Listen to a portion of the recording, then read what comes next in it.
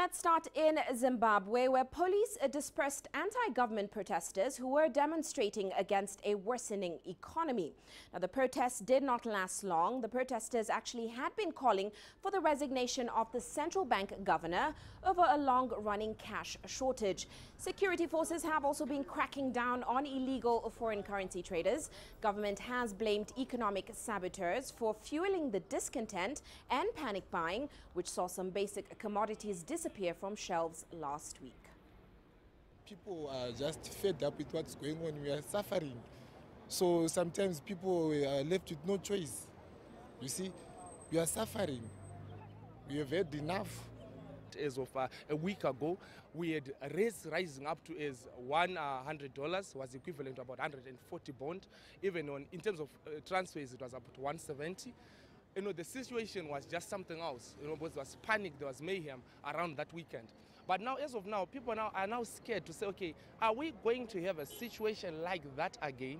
Or who is to blame, I think, has been the greatest challenge, which is the reason why now some quarters of society are saying, no, let's go and attack those cash vendors because we believe are the causes of our problems and our challenges. Mario, it never went. The cash that's being traded on the streets didn't come through the banking system. It came straight to the streets, and we have seen cars with boots full of cash bringing money here for money changes. Just came. Now, Farai Mwakutuya joins us in Harare with an update on this situation. Farai, as always, welcome to the show. Now, what are the details behind today's protests, which we know or which we hear were fueled by the ongoing cash crisis going on in the country?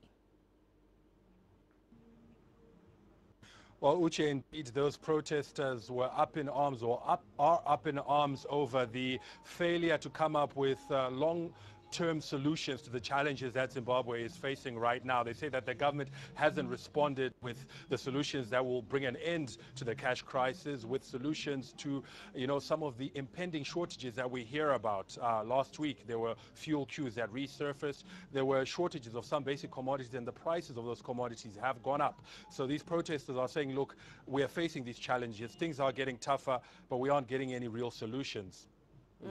Well, Farai, a little bit more on that. We know earlier this week, as you mentioned, prices of several basic products in the country did double and triple. We heard, of course, that was fueled by social media reports warning of shortages, like you said, in basic commodities, which triggered panic buying in the country. Has that situation stabilized now?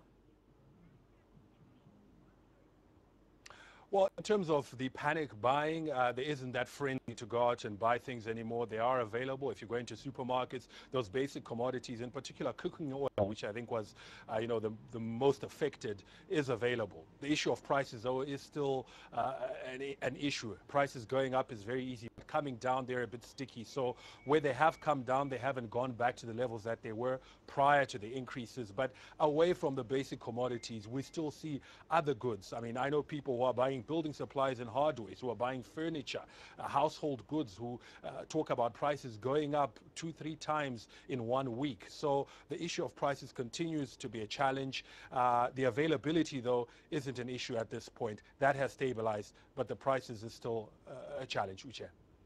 Now, Farai, there has been a lot of criticism on how the government has handled this crisis. President Mugabe did come out and promise to take corrective measures. What is the update on what the government has done so far?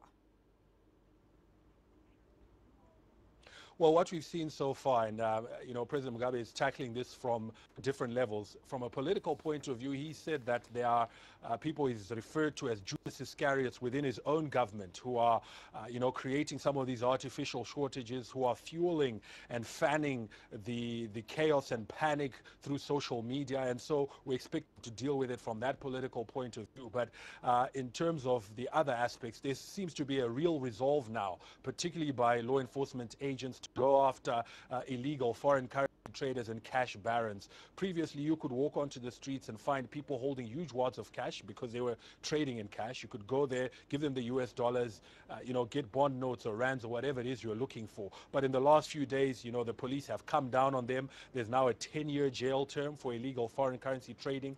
Banks are also being asked to be more accountable, to report suspicious, transactions by their clients, and even businesses, retailers are being asked once again, bank your cash. How much cash are you receiving? Where are you putting that cash? So in that respect, the authorities, the law enforcement agents are really tackling this issue, trying to unlock and get some of that cash that is being held privately in businesses, in homes, putting it back into the formal system so perhaps this liquidity crisis can be eased.